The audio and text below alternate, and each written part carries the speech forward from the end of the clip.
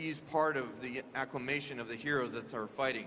We wanted to give him really powerful, sweeping, kingly gestures to imply that this guy is badass until he gets developing Blizzard DotA. We started with things we already had.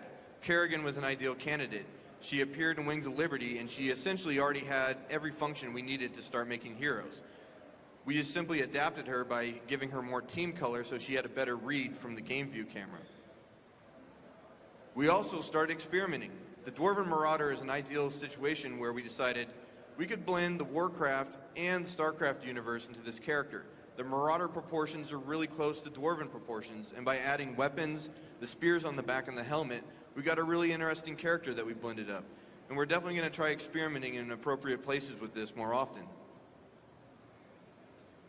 Nova is a key example of something the designers were really interested in because they wanted to see a ghost character.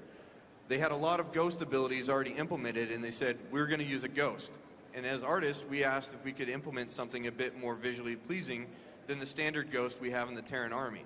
And you'll see in some other slides, we would like to use iconic characters whenever possible, even if we're defining a hero by a basic role. Tassadar is kind of an ideal example of this. The initial build of Tassadar, he was a sentry, just a regular old robotic sentry. Not that cool to look at, and we definitely liked the Protoss vibe. We thought, it feels Protoss-like, so let's pick a better Protoss character to represent it. Luckily, we had Tassadar from Wings of Liberty, and all we had to do really was make a new crest on his back to kind of make him look more epic. So now we have a new hero, Uther. Uther was another hero that design had established early on that they wanted a healing class. They really wanted a healing-centric character, and through discussions, it seemed like the Paladin kit would be fitting best for him, and it's kind of appropriate that the first Paladin character in the Warcraft lore is also the first Paladin in StarCraft DotA, representing the healing classes. Arthas, on the other hand, was a different story. Arthas is awesome. Like, let's just put him in the game. That's what we said, and they had no idea what they were going to do. There was no design agenda for a Death Knight, but the art was there, and the art had a lot of potential. So, in a kind of backwards fashion, the art came first, and then design decided to make some really cool Death Knight-centric abilities to make Arthas work. Thrall, once again, shifts over where they had a shaman character type. They said, we want to use Bloodlust, we want to use Totems, we want to use Lightning Shield. Naturally, we decided, let's use our most well-known shaman character, and we picked Thrall. When we picked Thrall, though, we already had a character that was an orc, the Blade Master. And so we decided to make Thrall a bit more distinct and change his silhouette by mounting him on a Cyberwolf. The Cyberwolf and Thrall initially were the same thing. Thrall was just mounted on a wolf. He didn't move faster. There was no gameplay functionality behind him being on a wolf. This was interesting. It's a different physical read. It's a different silhouette.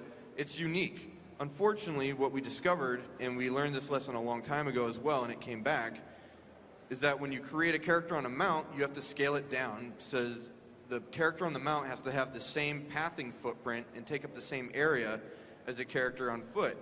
The bummer is Thrall becomes very small. He doesn't look epic anymore. He doesn't look like a war chief. It doesn't feel like Thrall. Why should we use Thrall? We had this problem in Warcraft 3 as well.